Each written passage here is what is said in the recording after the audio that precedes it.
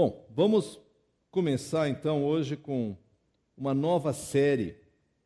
Nós queremos começar a falar sobre Evangelho. E parece uma coisa um pouco estranha, nós estamos falando sobre experimente ser transformado, e aí de repente queremos falar sobre o Evangelho. E eu imagino que a maioria das pessoas aqui na igreja estão falando, Daniel, o Evangelho para mim? Eu já ouvi do Evangelho, eu já aceitei a Jesus, eu conheço o Evangelho. Se bobear, faço uma apresentação tão boa ou melhor que a tua. E é possível. Mas nós acreditamos que Evangelho não é unicamente algo que te abre a entrada para a vida com Deus. Mas o Evangelho é a própria vida com Deus. O Evangelho deveria marcar a nossa vida o tempo todo. Agora, o que acontece com frequência é que nós aceitamos a Jesus pela graça, compreendemos a nossa necessidade, aceitamos a Jesus, nos curvamos, reconhecemos o sacrifício dele na cruz, e uma vez que nós somos salvos, parece que eu ponho tudo isso aqui numa caixa, lacro, ponho lá em cima no armário e falo, pronto, agora eu vou viver minha vida cristã. E essas verdades ficam lá no passado.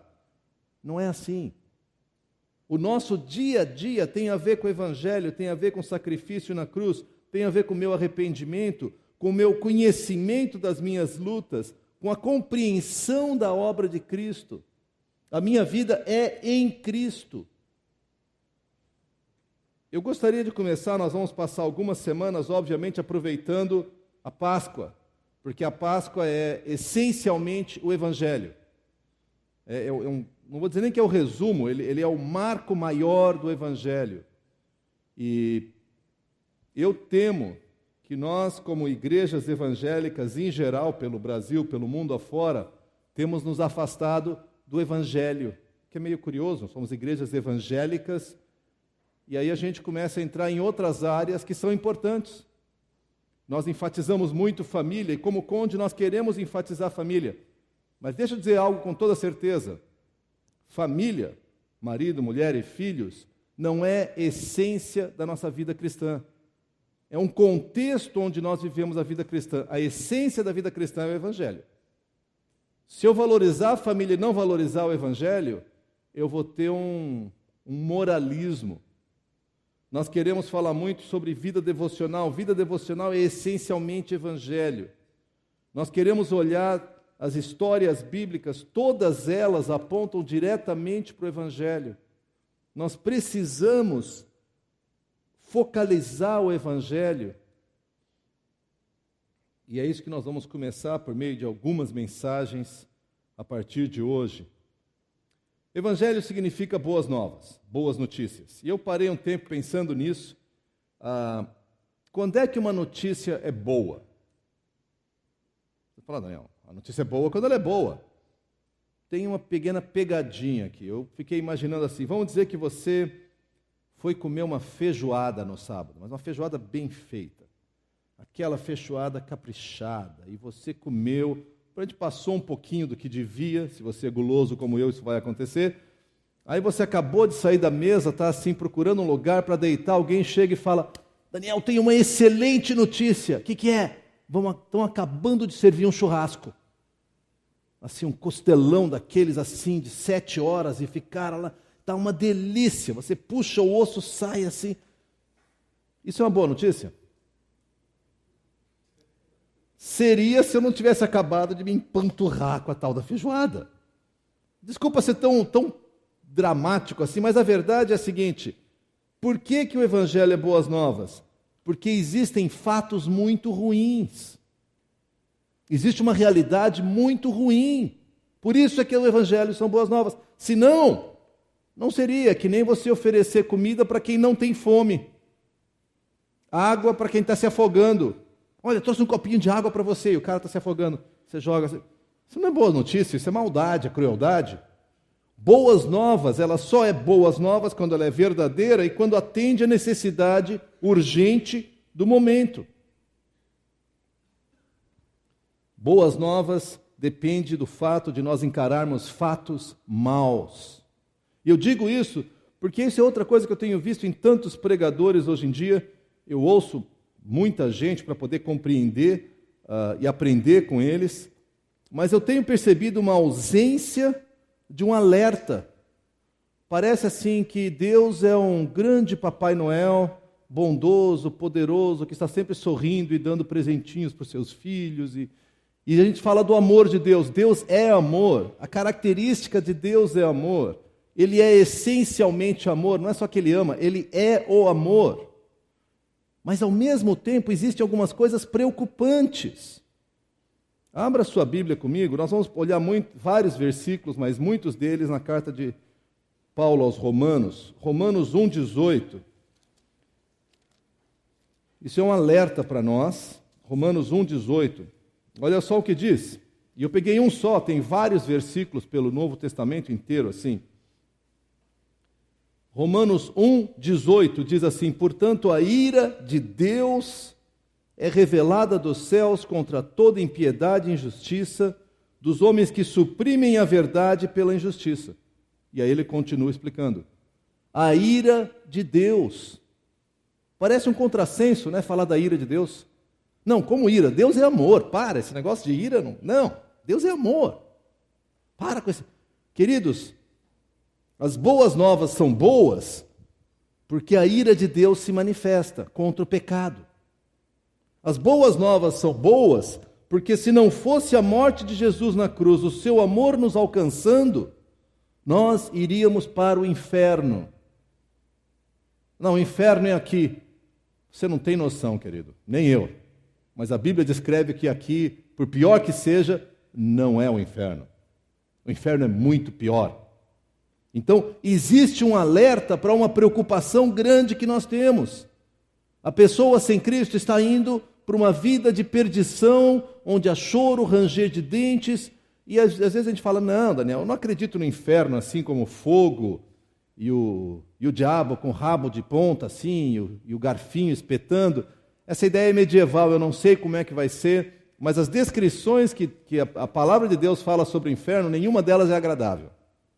É lago de fogo, choro, ranger de dentes, desespero. Eu não sei como é que vai ser, mas que vai ser ruim eu tenho certeza.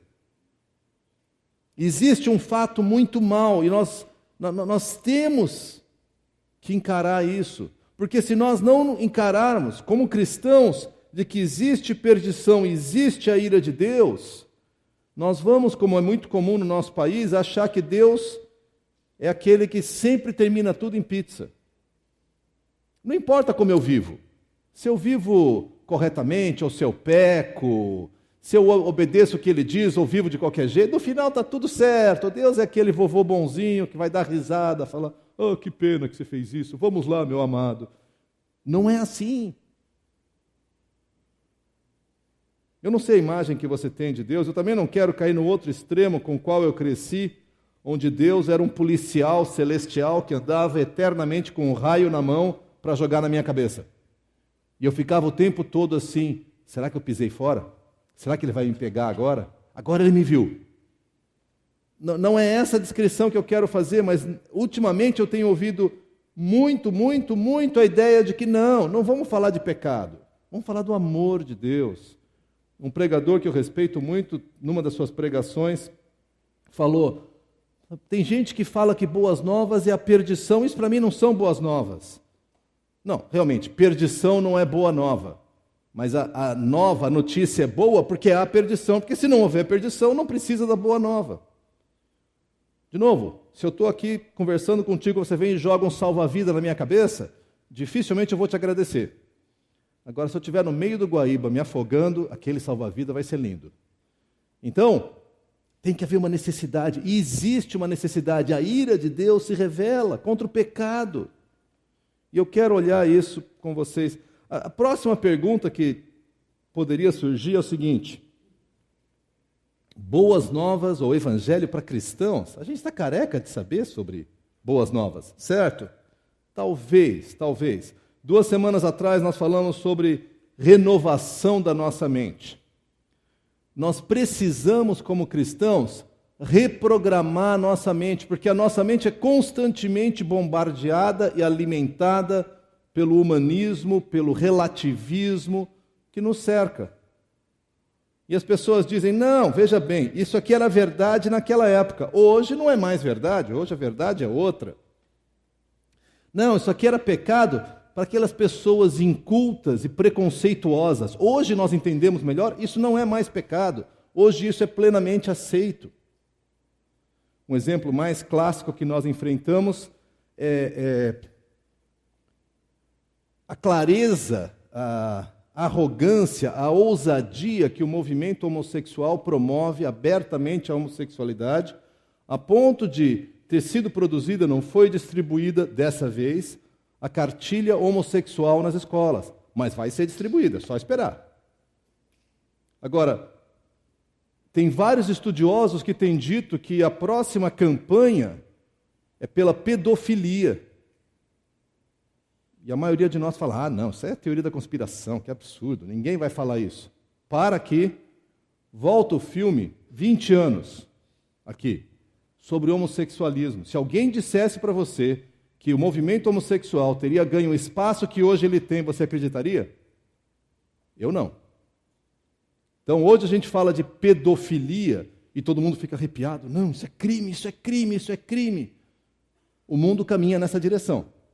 E já houve épocas em nações em que a pedofilia era normal.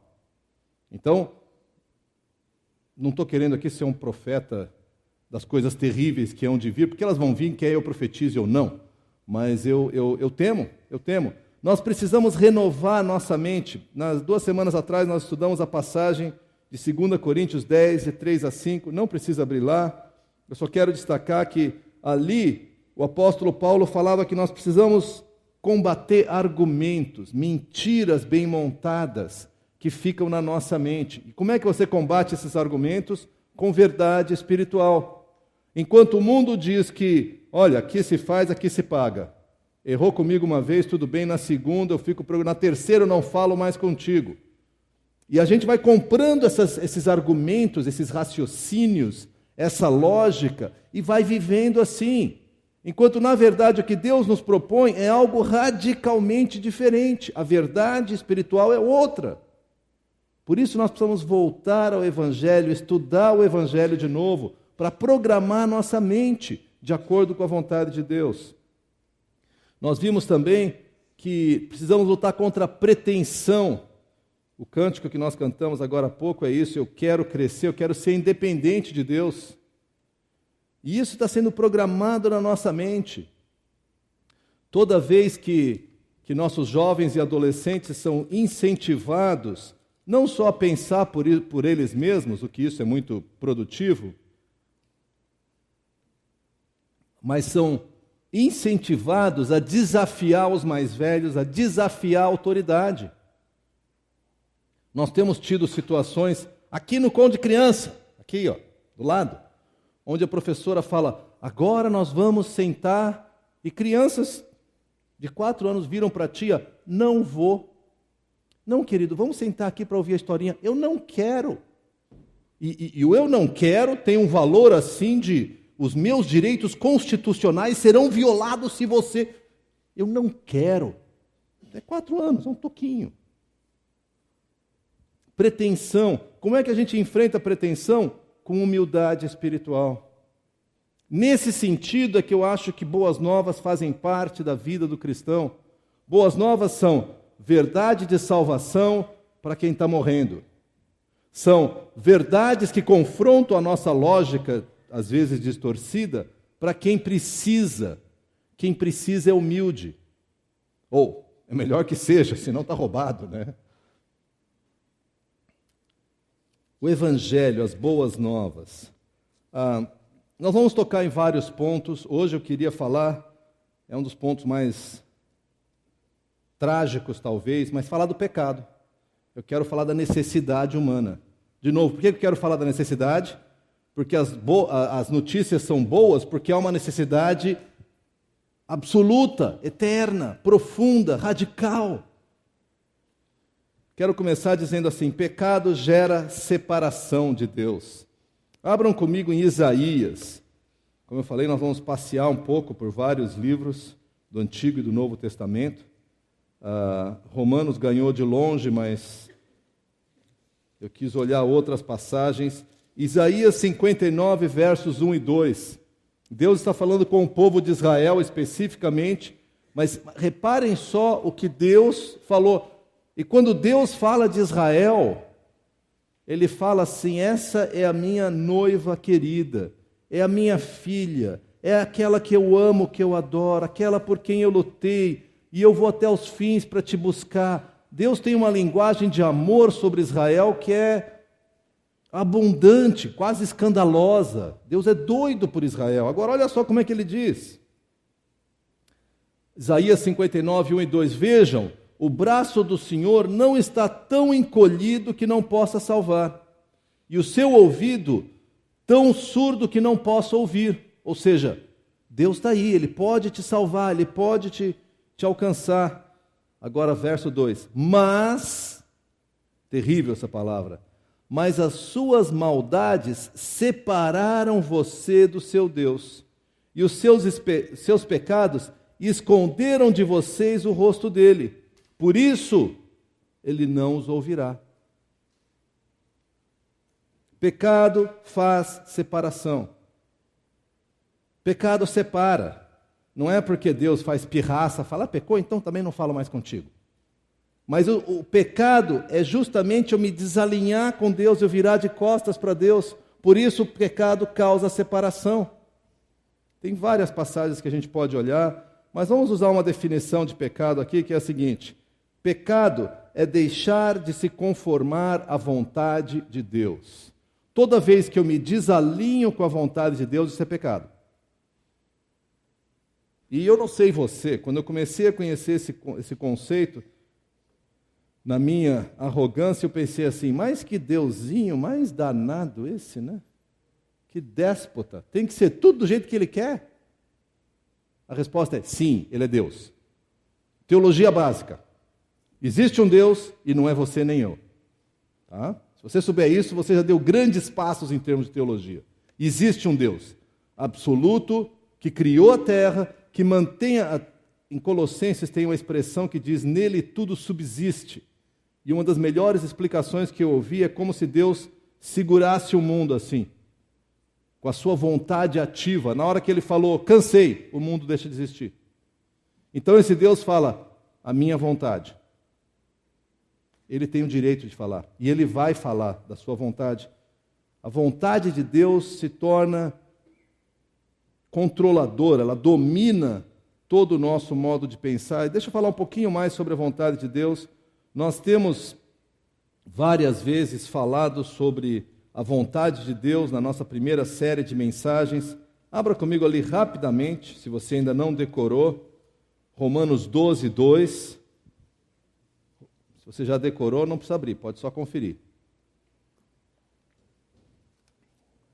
Romanos 12, 2 diz assim: não se amoldem ao padrão desse mundo, mas transformem-se pela renovação da sua mente, para que sejam capazes de experimentar e comprovar a boa, agradável e perfeita vontade de Deus.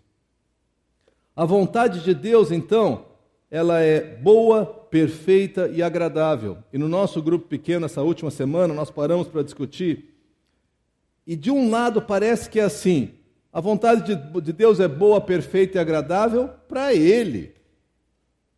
E isso aí é verdade, essa verdade é boa, perfeita e agradável para Deus, porque Deus é o parâmetro, Ele é o absoluto, Ele é o referencial, não eu e você. Mas nós acreditamos também que a vontade de Deus é boa, perfeita e agradável para mim e para você. Nós não estamos fazendo um favor para Deus ao obedecer sua vontade. Não é um mero capricho de Deus. Mas Deus olha e fala, isso é o melhor para você, meu filho. E aí eu digo, não, eu sei um caminho melhor. Eu vou fazer do meu jeito. Quem teve filho sabe o que eu estou falando, é uma maravilha. Convencer o seu filho a comer legumes. Em alguns casos, convencer os maridos a comer legumes. Mas tudo bem, não vamos entrar nesse ponto. Tem muita coisa boa para você que não é necessariamente gostoso. Eu caí na bobagem no começo do ano de dizer que eu estava começando uma dieta. E vários amigos vieram me incentivar, falavam, agora nós vamos cobrar de ti. Aí eu tive que fazer a dieta mesmo.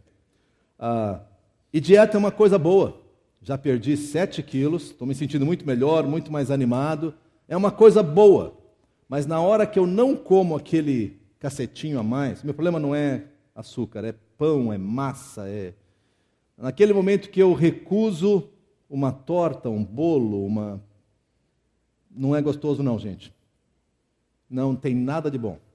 Mas eu me sinto melhor, eu estou mais saudável, não fiz o exame de sangue para ver como é que estão todas aquelas coisas, mas tenho certeza que estão melhores. Gente, muitas vezes a vontade de Deus é assim para nós, não é? A gente sabe que é melhor para nós, ela é boa, ela é perfeita, ela é agradável. No momento ela não é tão saborosa, não é tão gostosa. No momento não é o que eu quero. Quando eu tenho que pedir perdão, eu faço de tudo para não ter que pedir perdão. Eu preferia quase qualquer coisa. Mas quando eu peço perdão e eu sou perdoado, me vem um alívio que eu digo, puxa, é isso que eu preciso. Em algumas vezes tenho uma discussão com a minha esposa, e nós ficamos assim meio de burro amarrado. Na sua casa não deve acontecer isso, acontece só na minha. Mas é aquela assim, nós não brigamos, não gritamos um com o outro, agora, né, já aprendemos a evitar isso, mas fica os dois meio de ponta, assim, meio, né? Eu sei que Deus quer que eu seja gentil e que ame minha esposa como Cristo amou sua igreja, e na hora que eu faço um gesto de gentileza para ela, peço perdão, as coisas ficam muito melhores. Mas para eu conseguir dar esse passinho pequenininho, mas a vontade de Deus é assim. Na hora que você dá o passo, ele tem esse gosto ruim. Mas existe bênção em obedecer a Deus. Então, quando nós dizemos que pecado é você se afastar da vontade de Deus, não é porque Deus fala, você gosta disso? Então não vou deixar só de maldade, só para te ver sofrer. Isso não é um Deus, isso é um crápula, é um monstro. Não, Deus diz, eu te amo tanto que eu sei que isso aqui vai dar besteira. Não faça. Isso é pecado, isso é desviar do alvo do plano que eu tenho para a sua vida. Não, mas eu quero. Né? Mas eu quero. Volta e meia você tem que ensinar que não é assim. E o nosso querer, na escala de valores de Deus, ele veio assim lá atrás. Não porque Deus se compraz nisso, mas porque Ele tem algo muito melhor para nós. Olha comigo mais uma passagem, Filipenses. Vira alguns livros aqui para frente, ainda do apóstolo Paulo. Filipenses, é uma passagem muito conhecida. Capítulo 3, versos 7 e 8. O apóstolo Paulo explica toda a sua herança judaica e fala como ele teve uma série de avanços na fé judaica, e ele tinha uma série de credenciais como estudioso, era um religioso muito reconhecido. Aí chega no verso 7, ele diz para mim, mas o que para mim era lucro, passei a considerar como perda por causa de Cristo. Mais do que isso, considero tudo como perda, comparado com a suprema grandeza do conhecimento de Cristo Jesus, meu Senhor, por quem perdi todas as coisas. Eu as considero como um esterco para poder ganhar a Cristo. Eu quero que vocês reparem a comparação que ele faz. Porque ele diz, isso aqui para mim era precioso, essa aqui era a minha vontade. Eu ganhei todas as credenciais que eu podia ganhar, e eu vivia preocupado com isso. Mas quando eu vinha conhecer a Jesus, isso aqui para mim não tem valor nenhum comparado com estar com Cristo. Estar com Cristo é a vontade de Deus. Toda vez que eu me afasto da vontade de Deus, eu estou em pecado. Pecado é curioso, nós cantamos também, eu anotei aqui, não posso viver longe do teu amor, longe do teu afago, longe do teu afeto, do teu abraço. Eu acho que no momento que você experimenta a Deus, você canta assim de coração. E você fala assim, não posso viver longe de Deus. É tão bom aquele momento com Deus. É tão gostoso aquele tempo com Deus. Pecado Vamos olhar um pouco mais pecado. Eu sei que é um tema um pouco pesado, mas, de novo, eu preciso olhar o fato mal para poder exaltar a oferta, a boa nova que me é oferecida. Nosso pecado tem muitos aspectos. O primeiro deles, abra comigo em Salmo 51. Salmo 51, verso 5. Salmo 51 é um salmo que o salmista Davi, o rei Davi, escreve depois dele adulterar e mandar matar o marido daquela com quem ele adulterou. E ele escreve arrependido, e no verso 5 do Salmo 51 nós lemos assim: sei que sou pecador desde que nasci, sim, desde que me concebeu a minha mãe. O que ele está dizendo é: eu sou pecador quando o espermatozoide do meu pai juntou com o óvulo da minha mãe e formou a primeira célula, eu já sou pecador. Hoje nós vimos o Mateuzinho aqui, tão bonitinho, dá vontade de dar um beliscão nele, mantém ele longe de mim, senão eu vou beliscar. Bebê, eu sou apaixonado por bebês, Deus nos deu 4, o problema é que eles crescem. Não é problema. Agora eu vou apanhar. Mas é difícil a gente entender assim, né? Você pega, ele é tão bonitinho, tão queridinho e tão pecador. Fala, não, Daniel, ele é inocente. É isso que o mundo quer plantar na tua cabeça e na minha. Gente, ele não é inocente, ele só não sabe como pecar. Assim que ele aprender, ele vai começar. Pode deixar.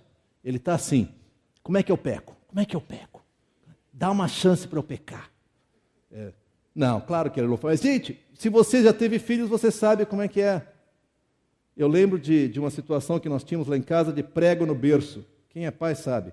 Você pega a criança, ela está quietinha, você põe no berço, aí você tira, para. Aí você passa a mão, tem que ter um prego aqui, porque botou, ela chora. Chama-se sem vergonhice, viu? Pode deixar lá chorando que não morre, não. Se está bem cuidado, limpinho, cuidadinho, trocadinho, alimentado, pode deixar que é...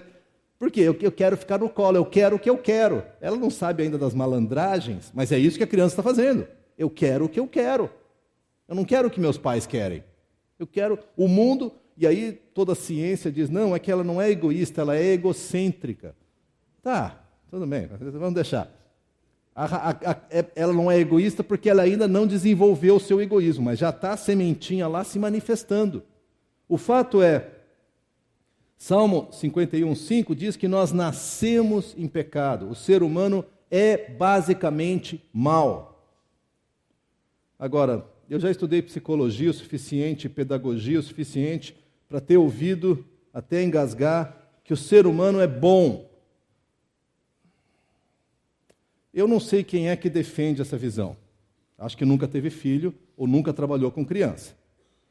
Porque a grande teoria é que o ser humano é bom, a sociedade é que corrompe, diria Rousseau. Rousseau teve 3 filhos, deixou os 3 no orfanato. Sabia disso? Todo mundo estuda Rousseau, né? Vocês já sabiam que ele tinha feito isso, não? Vamos fazer um teste aqui. Quantos já ouviram falar de Jean-Jacques Rousseau? Levanta a mão. Quantos sabiam que ele deixou 3 filhos no orfanato? Olha só, 3 ou 4. Que coisa, né?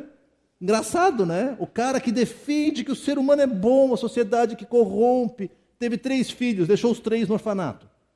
Isso, gente, é orfanato na época renascentista. Tem nada a ver com o que era depósito de criança mesmo. Alguns orfanatos alugavam as crianças para fábricas, para elas trabalharem para pagar o seu custo no orfanato. Esse é o grande filósofo da educação que diz que o ser humano é bom. E os dele ele largou no orfanato. Curioso. Eu discuti uma vez com um professor na pós-graduação, ele falou, não, mas isso não invalida a sua ideia. Não sei o que faz com a sua ideia, mas é ridículo, desculpa. Não faz nenhum sentido isso. Nós nascemos em pecado. Agora, isso aí não é razão para nós abandonarmos tudo, mas é um fato. É um fato. Criança não é boa em si. Não melhor do que nós adultos. Ela é tão ruim quanto, ela só não tem a manha para ser tão malvada quanto nós adultos. Mas é tão inocente, tenha seu filho, depois a gente conversa. Agora, isso afeta a educação de filhos. Então, quantas vezes eu já ouvi falar, não, você não pode frustrar a criança. A criança, ela é inocente, ela é pura. Você frustra a criança, você começa a ensinar maldade para ela. Querido, se tu não colocar limite para o teu filho, tu vai criar um monstrinho. E as escolas todas vão enlouquecer sem saber o que fazer com teu filho. Eu estou olhando várias professoras aqui que estão dizendo sim. Pois é, claro. A gente não sabe o que fazer, porque aquilo que era comum você enfrentar na adolescência, hoje, na pré-escola, você já está enfrentando. E o pior é que os pais defendem, aí fica pior ainda a coisa. Mas vamos lá. Vamos olhar uma outra passagem agora em Romanos capítulo 8. Romanos 8, versos de 5 a 8. Eu quero que a gente olhe aqui duas outras características do pecado. Quem vive segundo a carne tem a mente voltada para o que a carne deseja. Carne aí não tem nada a ver com carne, é a natureza de pecado, tá? Para o que a carne deseja. Mas quem vive de acordo com o Espírito tem a mente voltada para o que o Espírito deseja. A mentalidade da carne é morte, mas a mentalidade do Espírito é vida e paz. A mentalidade da carne é inimiga de Deus, porque não se submete à lei de Deus, nem pode fazê-lo. Quem é dominado pela carne não pode agradar a Deus. Eu quero propor a vocês que nós pecamos no nosso ato, nós pecamos com atos, quando eu roubo, eu tomo alguma coisa de alguém, quando eu faço uma agressão contra alguém, quando eu digo uma palavra para alguém, eu estou pecando. Porque é essa mentalidade da carne vindo à tona. E aí as pessoas falam, eu não roubei nem matei. Mas aqui na minha cabeça eu já fuzilei, esquartejei, matei, afoguei, queimei. Também é pecado. Nós pecamos em ato e pecamos em pensamento. E por fim, para não ficar nada de fora, em Romanos 7:18, nós lemos que a nossa própria natureza é pecaminosa. Volta ali um pouquinho só, Romanos 7:18. Sei que nada de bom habita em mim, isto é, em minha carne, porque eu tenho desejo de fazer o que é bom, mas não consigo realizar. Gente, a nossa situação é bem ruinzinha, viu? É bem complicada. Desde que Adão e Eva viraram as costas para Deus, e a partir daí todo ser humano que nasceu virou as costas para Deus, nós nascemos brigados contra Deus. Nós nascemos, como é aquela expressão que eu já usei algumas vezes, com um punho cerrado voltado para Deus e não te mete na minha vida. Não é como a gente gosta de ver, a gente gosta de ver que nós somos pessoas agradáveis, civilizadas e que até têm o interesse em quebrar o galho de Deus e ser amável para com Deus. Não é a realidade, o nosso coração é rebelde contra Deus. Naturalmente nós somos rebeldes. Paulo diz, eu até queria fazer o bem, mas eu não consigo fazer o bem. Não está em mim fazer o bem. Deixa eu olhar um pouco mais com vocês aquilo que eu chamo da anatomia do pecado. Imagina que o pecado é como uma árvore assim, e aí a gente olha os vários frutos. Mentira, egoísmo, fofoca. A gente olha isso aqui e fala, são os pecados. Encontrei o pecado na vida dele. Vi isso aqui tudo. Deixa eu propor a vocês que tem uma outra maneira de ver que eu acho que me ajuda mais e está mais de acordo com a palavra de Deus, que é a seguinte. Pecado é a raiz. Pecado é uma doença com a qual nós nascemos, que é essa doença de revolta contra Deus. Isso é uma raiz de pecado. O que nós temos aqui nessa parte de cima são frutos do pecado. Então é menos pecado? Não é isso que eu estou dizendo. Eu estou dizendo que eu não sou pecador porque eu cometo pecados. Eu cometo pecados porque eu sou pecador. A minha natureza é de pecado. Então desculpa a redundância, vai vazar para fora. Claro que é para fora, mas Quer dizer, o meu pecado, ele tem que se manifestar. Por isso eu tenho vários atos de pecado. Por isso que muitas vezes não adianta você cortar o fruto lá em cima. Ao longo da história da igreja, várias comunidades falaram: nós vamos nos isolar no alto de uma montanha, num lugar com portas trancadas, porque aí o pecado não entra. Só que todos eles levaram a sua raiz de pecado junto. Então eram lugares onde havia mentira, inveja, briga, todo tipo de pecado, porque o pecado vem junto. Se você cortar a árvore fora, esperar nascer de novo, vai nascer pecado, porque o problema é na raiz.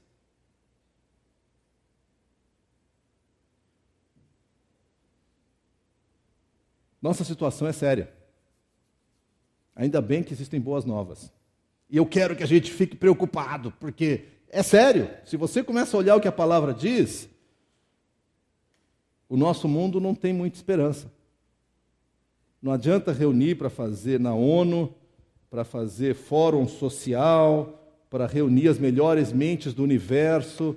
Se você não colocar Deus na equação e não entender que há um pecado fundamental que contamina todos os aspectos da nossa cultura, não tem solução. Se nós conseguíssemos, ao longo da história da literatura humana, várias pessoas fizeram livros sobre uma utopia, um lugar paradisíaco onde as pessoas cresciam e uma nova sociedade pura e harmônica surgia. Shangri-La ou lugares assim. Se fosse possível você isolar crianças, bebês recém-nascidos e colocasse em algum lugar longe da contaminação da sociedade e de alguma maneira fosse possível essas crianças sobreviverem, eles seriam pecadores.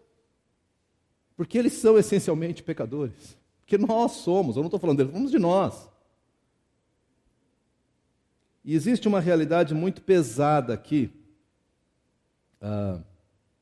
sobre pecado. É que pecado tem uma penalidade. Pecado não sai de graça. Olha comigo, Romanos 3, 26, para a gente olhar.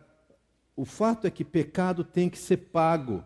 Mas se Deus é um Deus tão poderoso, é o Criador, é o que sustenta o mundo em suas mãos, por que Ele não escreve uma lei para deixar barato esse negócio de pecado?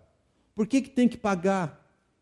Podia ser assim, a pessoa se arrepende e tá bom, paguei tua conta, vai, tá liberado. E você não se arrependeu, paguei tua conta, vai lá.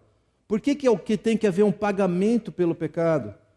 Esse verso, Romanos 3, 26, diz assim: mas no presente demonstrou a sua justiça, a fim de ser justo e justificador daqueles que têm fé em Jesus. A sua justiça é o seguinte: Deus não pode deixar um crime sem a sua consequência, sem a sua punição.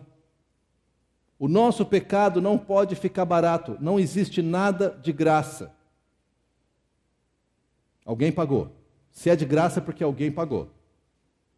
No caso, a nossa salvação é de graça para nós. A morte de Jesus, como nós já comentamos, foi a mais terrível que pôde haver.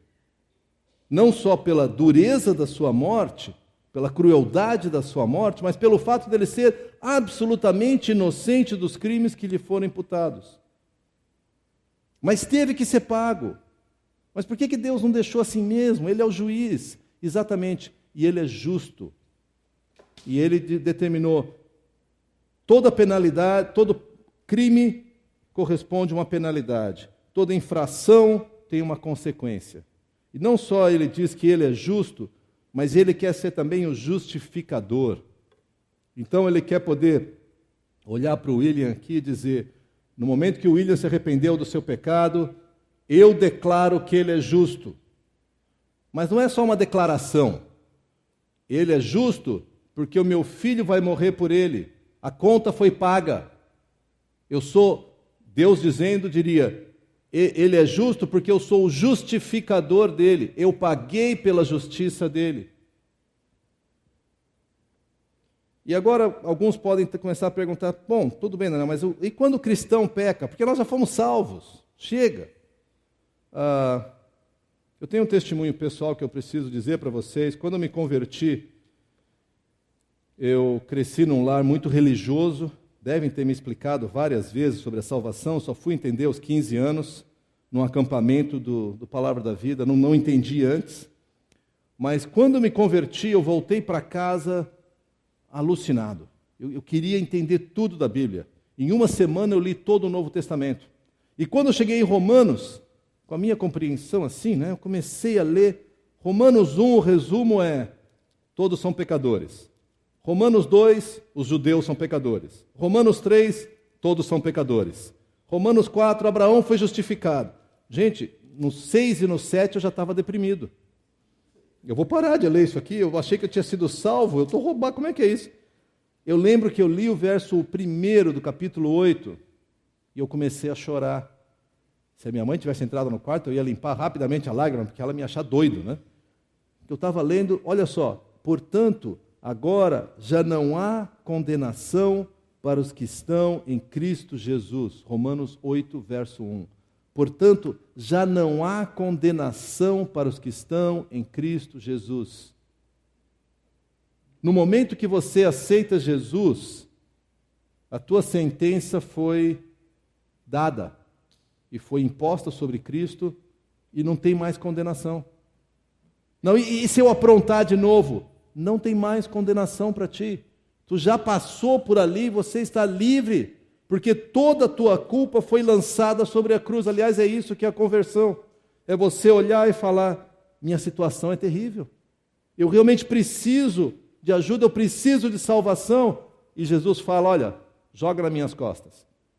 E você, constrangido, fala: Jesus, por favor, porque eu não consigo pagar. E Jesus fala: eu pago.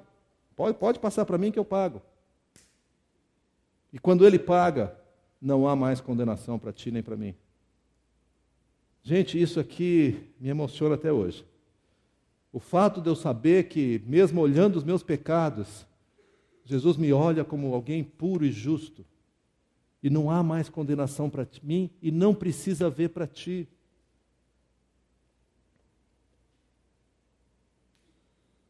Não há condenação. Quando o cristão peca, não quer dizer que não é pecado ou que não entristece o coração de Deus. Nós já vamos ver as consequências, mas não há condenação. Eu estou livre de toda condenação. Porque Ele, o meu Senhor, Jesus, já pagou completamente. 1 João 6 e 7, 1 João capítulo 1, versos 6 e 7, tem outra promessa e um alerta para nós, muito importante para nós, quanto cristãos, quanto ao pecado, porque mesmo em Romanos o apóstolo Paulo fala: bom, se não há mais condenação, então posso pecar à vontade. E Paulo fala: não, tu morreu para o pecado, como é que tu vai voltar para o pecado? E 1 João, a carta de João diz assim, versos 6 e 7, se afirmarmos que temos comunhão com Ele, ou seja, eu sou cristão, se você tem comunhão com Deus, você é cristão. Se afirmar que eu tenho comunhão com Ele, mas ando nas trevas, eu estou mentindo e não estou praticando a verdade. Mas se eu afirmar que eu tenho comunhão com Ele e andar na luz, como Ele está na luz, temos comunhão com Ele, claro, porque Ele está na luz, e temos comunhão uns com os outros. E o sangue de Jesus, seu Filho, nos purifica de todo pecado. Ou seja, o pecado nosso como cristãos afeta a nossa comunhão com Deus e uns com os outros. Querido, se você faz parte dessa comunidade e você peca, a sua comunhão com Deus está afetada. Ali em Isaías nós vimos que o seu pecado faz com que Deus vire o rosto. Ele não tolera o pecado. Você fala: mas eu sou filho amado, não tem mais condenação. Não tem condenação para ti, mas o relacionamento de vocês foi afastado. E nessa hora o diabo entra junto e fala: tu não presta mesmo. Tu diz que é cristão, olha a tua vida aí, é um safado. Tu mente, tu rouba, olha os pensamentos que tu tem. Cara, esse negócio de cristianismo não é para ti, não. Faz o seguinte, no máximo vai no culto lá uma vez por semana, uma vez cada 2 semanas, tá bom, para. E fica quietinho antes que alguém te descubra. E a gente começa a comprar a mentira do diabo e vai tendo uma vida cristã cada vez mais sem graça, mais sem graça, mais sem graça, mais sem graça. E daqui a pouco a gente nem aguenta mais participar de um culto, porque é tanta coisa, o Espírito Santo mexe com a gente, eu quero sair correndo. Enquanto tudo que tu precisa fazer é o verso 9, aqui de 1 João, se confessarmos os nossos pecados, lembra, não tem mais condenação, não tem mais condenação. Se eu confesso o meu pecado, ele é fiel. Fiel ao quê? A promessa de que não há condenação. E ele é justo para perdoar o meu pecado e me purificar da injustiça. Então, embora o meu pecado me afaste de Deus, o que eu preciso fazer é virar para ele e falar, pai, pequei. E ele vem para o abraço. Agora, com frequência, muitas pessoas falam, não, eu pequei, mas eu quero voltar para Deus. Então larga o teu pecado. Não vou largar meu pecado, não. Não, peraí, tu está arrependido? Eu estou arrependido, então larga teu... Não vou largar o pecado, não. Eu quero voltar para Deus com o meu pecado. Eu quero, porque eu quero. É a criancinha, eu quero, e meu caminho é melhor que o de Deus. Deus fala, querido, eu estou te esperando para o abraço, larga essa porcaria e corre para cá. Não, vou correr com a minha porcaria. Não, aí não dá. Aí eu fico longe de Deus. E, gente, como eu já vi pessoas que se agarram naquela porcaria, seja ela qual for, que é pecado, Senhor, me aceita de volta, larga. Não. Mas eu quero voltar, então larga. Não. Mas eu te dou muito mais do que isso. Não. Eu quero voltar, mas quero voltar com isso aqui. A gente quer fazer negociata com o Senhor do universo, aquele que sustenta o mundo junto. E que se ele falar, cansei, o mundo desaparece, mas eu quero fazer uma barganha com ele. Boas novas, gente, é uma verdade para quem é necessitado. Boas novas não é uma boa oportunidade para quem tem muitos recursos. Boas novas é o cara está se afogando, eu jogo um salva-vidas. O cara não fica discutindo, não gostei da cor, dá para trocar? Porque é laranja e não combina com sei lá o quê. Não, você agarra o que vem e fala, é aqui que eu fico. Anos atrás, eu lembro que eu levei um jovem, a mãe, muito desesperada, veio conversar comigo para eu levar um jovem, junto com ela, até uma casa de recuperação de dependentes químicos. Aí eu falei, mas ele quer ir? Quer ir? Não, ele está doido para ir. Eu falei, bom, já conversou com ele? Já conversei com ele. Então vamos amanhã, eu tiro o dia, a gente vai viajar, vai até lá. Eu sei que eu cheguei no dia seguinte, lá na casa dessa senhora, a vovó tinha preparado um enxoval para ele ir para a casa de recuperação. Então, na malinha dele, o guri tinha 22 anos, traficante de crack. Tinha chocolate, tinha docinho, balinha, tinha um dinheirinho extra, vai que ele precisa. A mãe correu e pagou todas as dívidas dele para os outros traficantes. E ele com o enxovalzinho pronto para ir para a casa de recuperação. Eu falei, não vai ficar. Mas vamos lá, né? Quem sabe eu estou errado, eu não sei muito. Nós fomos chegando, mas ele não chegou a descer do carro. Na hora do estacionamento, ele falou, pode tocar que eu não vou ficar. Esse lugar aqui é um estacionamento, todo sujo, desarrumado. Né? Aí eu falei, cara, vamos conversar com eles. Aí chegaram, na hora que sentou para conversar, a pessoa encarregada falou, olha, aqui nós temos algumas regras, então, por exemplo, nós vamos abrir a sua mala, vamos investigar se você tem alguma droga contigo. Na minha mala ninguém mexe. Porque isso é invasão de privacidade. Não, mas queremos saber, esse negócio de cigarro, quero nem saber, eu fumo e acabou. Percebe? Ele não era desesperado, ele não estava se afogando, na cabeça dele ele não estava se afogando. Então, não tem boas novas para essa criatura, coitado. Ele não quer ajuda. E realmente fez um escândalo, brigou com todo mundo, foi embora para casa, com as dívidas pagas e com seu enxovalzinho. Fez isso mais 2 vezes, finalmente foi preso, foi morto na prisão alguns anos depois. Boas novas é para gente desesperada. Jesus falou, eu não vim para salvar os saudáveis, eu vim para quem está doente, eu vim trazer salvação para quem está perdido. Quem é bom demais para estar perdido, não precisa de salvação. Ou não aceita a salvação? Qual a solução para isso tudo? Nós vamos falar o óbvio aqui, eu sei que a maioria de vocês conhece, mas eu quero que você, junto comigo, acompanhe Gênesis capítulo 2, versos 16 e 17. Primeira instrução clara que Deus dá para o homem e para a mulher, e ele diz assim, Gênesis 2:16, e o Senhor, aliás, foi dado ao homem, a mulher foi criada logo em sequência, e o Senhor ordenou ao homem, coma livremente de qualquer árvore do jardim, mas não coma da árvore do conhecimento do bem e do mal, porque no dia em que dela comer, certamente morrerá. E foi justamente dessa que os dois foram lá para comer. Ele não tinha pecado ainda.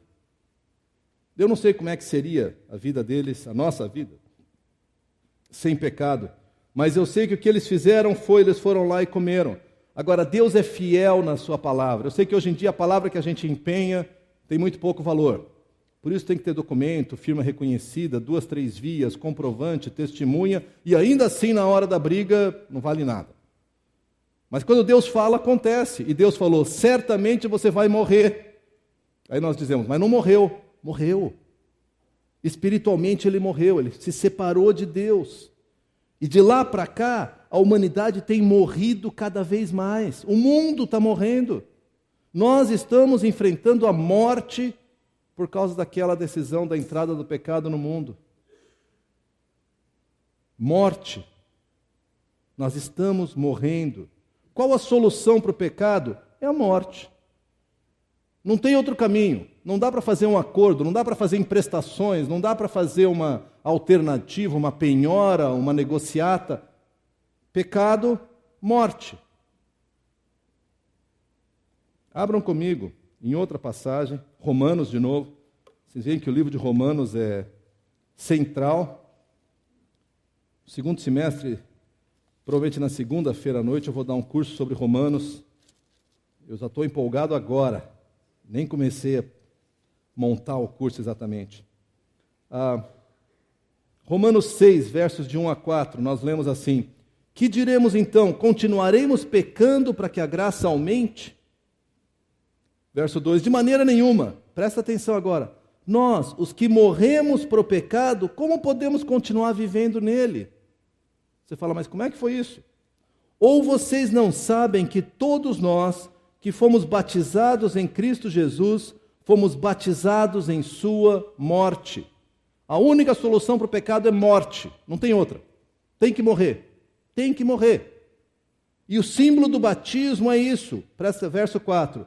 Portanto, fomos sepultados com ele na morte por meio do batismo, a fim de que assim como Cristo foi ressuscitado dos mortos mediante a glória do Pai, também nós vivamos uma vida nova. O batismo é só um simbolismo e dá para enrolar.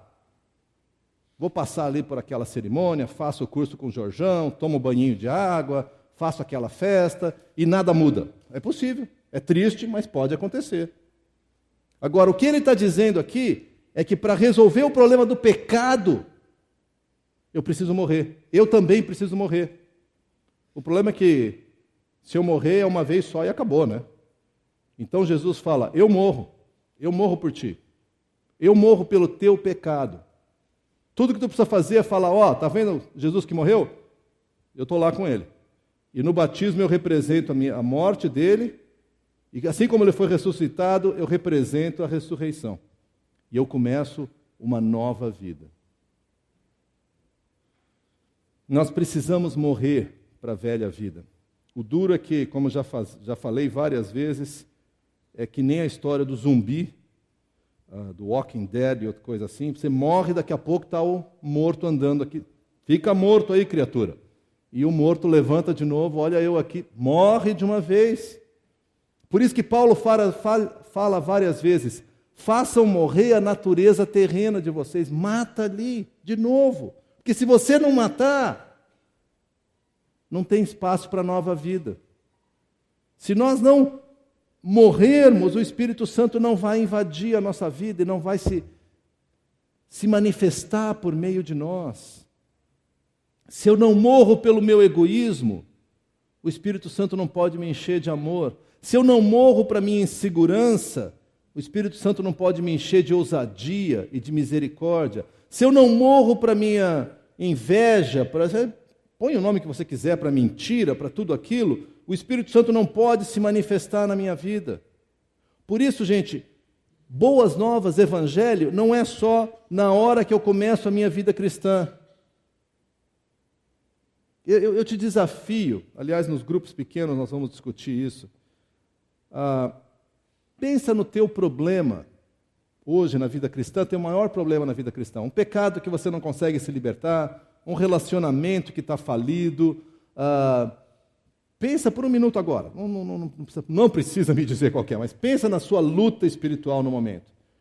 Eu tenho certeza que o Evangelho é a solução para isso. Tenho certeza. Eu tenho certeza não porque eu sou esperto, porque a Bíblia diz, é porque eu vejo na minha vida. Se eu morro para aquilo e aceito a graça de Deus e a vida de Cristo em mim, o problema acaba. Eu preciso morrer para a velha vida e nascer em Cristo.